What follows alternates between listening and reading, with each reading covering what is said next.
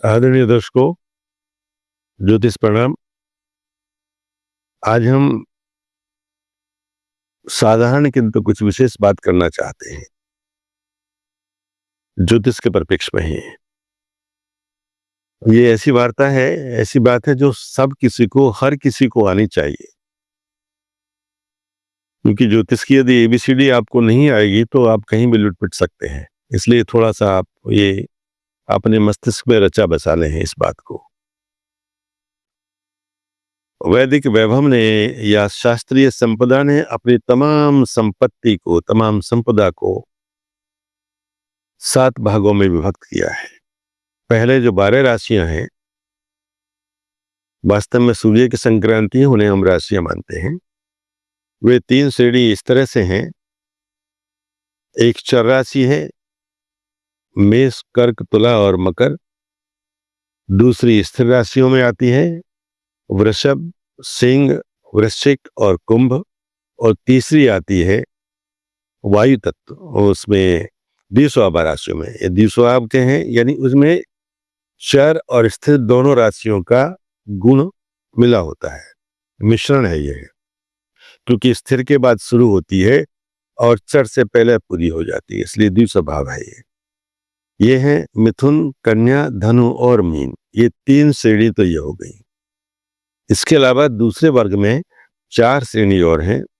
वो है अग्नि प्रधान, अग्नि तत्व की राशियां, मेष, सिंह और धनु, ये 3 राशि हैं। दूसरी है पृथ्वी तत्व की राशियां, वृषभ, कन्या और मकर, ये पृथ्वी तत्व की राशियां हैं। तीसरी आती है वायु तत्व की राशि, जिसमें मिथुन है, तुला है और कुंभ है। और चौथी है जल तत्व की राशि, जो जल प्रधान है, वे है कर्क, वृश्चिक और मीन। ये 4 प्रकार के तत्वों पे आधारित 12 राशियों का विभाजन किया गया है। अब आप देखिए,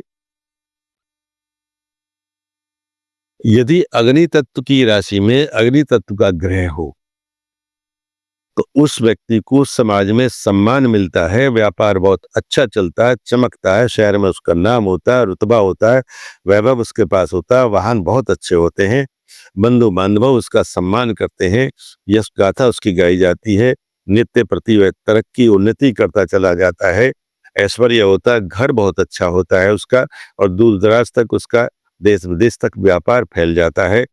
नौकरी में भी अच्छे ओहदे, राजपत्रित अधिकारी तक वे लोग होते हैं, फील्ड मार्शल बनते हैं, विंग कमांडर बनते हैं, यहां तक जा सकते हैं। और इसके साथ बस एक कमी है अग्नि तत्व में, कि जो स्वयं के परिवार के लोग होते हैं वो इतना प्रेम नहीं करते। कारण है कि वे घर में भी एक अधिकारी की तरह रहना चाहते हैं, जो संभव नहीं है। अब यदि इसका उल्टा हो जाए तब क्या होगा? ग्रह वही है। अब देखिए, मैथ में जैसे फेस वैल्यू और प्लेस वैल्यू काम करती है, यहां भी ज्योतिष में इसी तरह का एक संविधान का नियम है ज्योतिष का।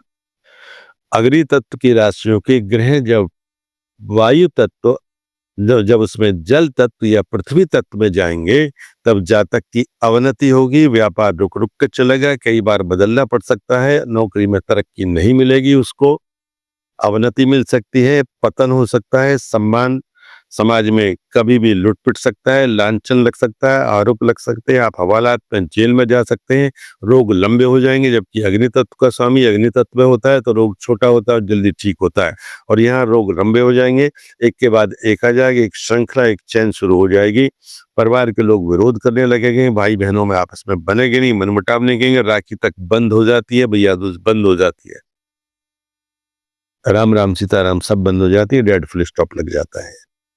क्योंकि विरोधी तत्व में जब जाते हैं तो वह ग्रह कमजोर हो जाता है, उस जैसा काम करने लगता है, उसे काम नहीं किया जाता है, उसकी प्रकृति बदल जाती है।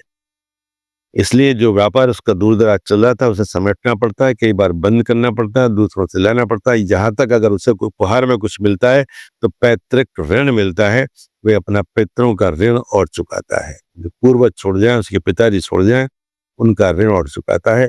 जिम्मेवारी भी निभानी पड़ती है परिवार की, और उसको यश नहीं मिलता है। यहां तक बात है।